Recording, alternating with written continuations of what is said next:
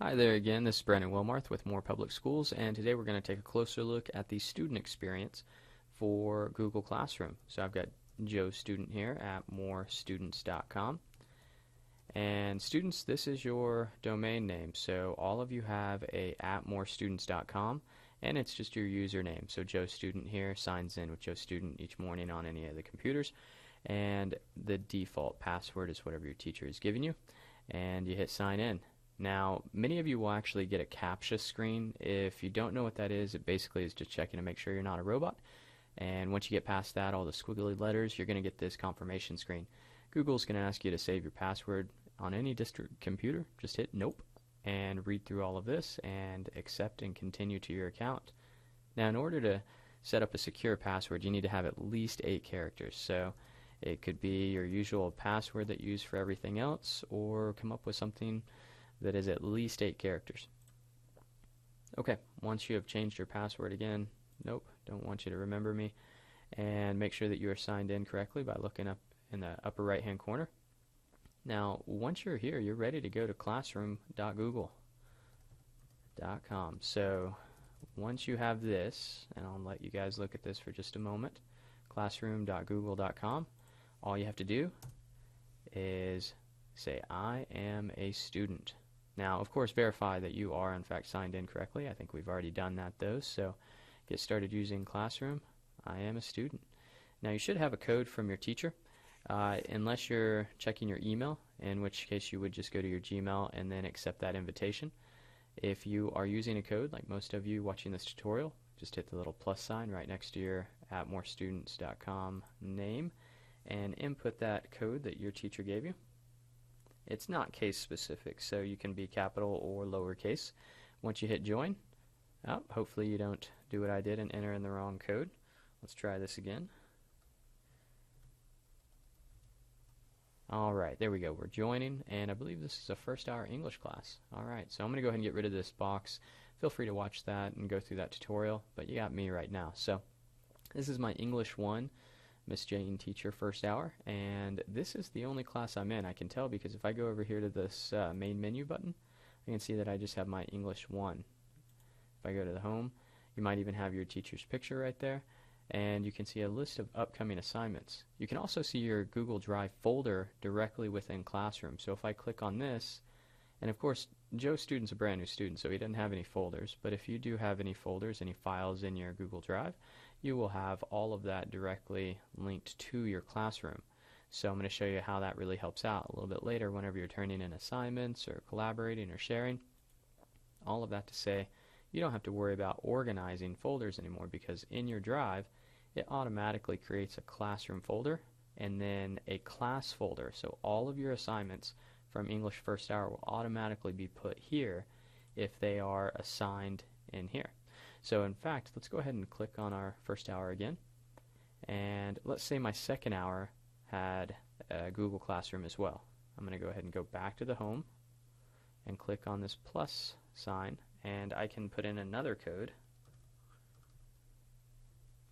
and enroll in as many classes as I have teachers using Google Classroom. So it looks like I'm in another English 1 class second hour. So, and of course you can see this is Miss Jane Teacher as well. So I'm going to flip back and forth from any classes I need to. So I'm going to go back to my first hour, and here I am.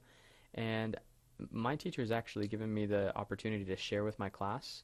Now, as a student, I can post, hey, is this a good video to help with the symbolism assignment? And I'll just leave it at that. And then you know what? I can actually click on this little YouTube button and search within YouTube. Now, ideally, if I had posted that, I'm already going to have a video in mind, but I'm just going to go ahead and search for symbolism. And that's a 6-minute high-def video. We're going to add that. And all I have to do is hit post, and it's there. Now, other students can comment, my teacher can comment, pretty cool stuff. But if I wanted to actually do the assignment within Google Classroom, and that's the whole point, I just click on the assignment, and right here, all of my work and instructions are in this area. So you can see instructions for this one. Pretty simple. Follow instructions in the Google Doc. And here's my Google Doc with my name, Joe Student, automatically added to it. So if I click on this, here's my Google Doc assignment. And I'm going to read some instructions real quick. Looks like I'm viewing this image, and I'm going to add some detail to explain, and I'm going to add lots of textual evidence to that. But I'm really not working on content today, so I just want to show you how to work with this and make you realize that in a Google Doc, everything is saved automatically.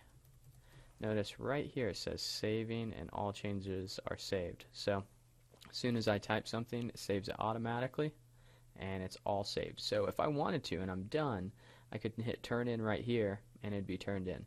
I'm going to go ahead and show you that we can do more than just create files that our teacher have given us. So if I had a picture or a link or a file on my own computer or something specifically from my Google Drive that I wanted to add here, I could even create another file. Let's say maybe a drawing or a spreadsheet or even a presentation.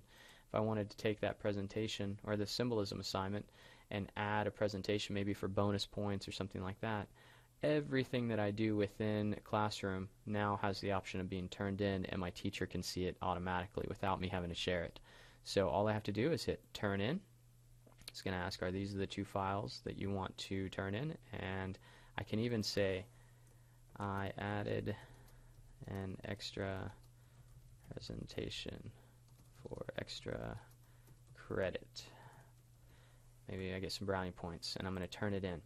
Now once I've turned this in, it's going to show me the conversation between my teacher and I within this private Classroom correspondence, so I don't have to worry about emailing or anything like that. Now if I want to email my teacher, all I have to do is go to the About section, and then I can click right there on janeteacher@moreschools.com. There's a link.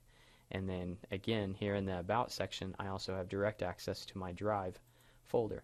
And I want to show you what just happened. Anytime that I create an assignment, again, it's going to create a folder and the assignment in my own Drive. So there they are. Everything's automatically created. I did not create new files from my Drive. I did that from the Classroom, and it automatically added. So pretty cool stuff for you to just make sure that you have everything where you need it to be. And I think that's about it. There is another section where you can go to assignments, and it will show you a list of all of your assignments from English 1, your other class, and then you can see, of course, here I have no assignments and that I have actually done all my assignments. But if you did have anything, it would show right here. So that's pretty much it for the student experience. There are some more advanced things that you can do as far as collaborating with other teachers and even, your other students, your other peers, and even teachers. So if you have any questions, as always, make sure you ask your teacher, or you can email me directly. It's BrandonWilmarth@moreschools.com. And good luck using Google Classroom.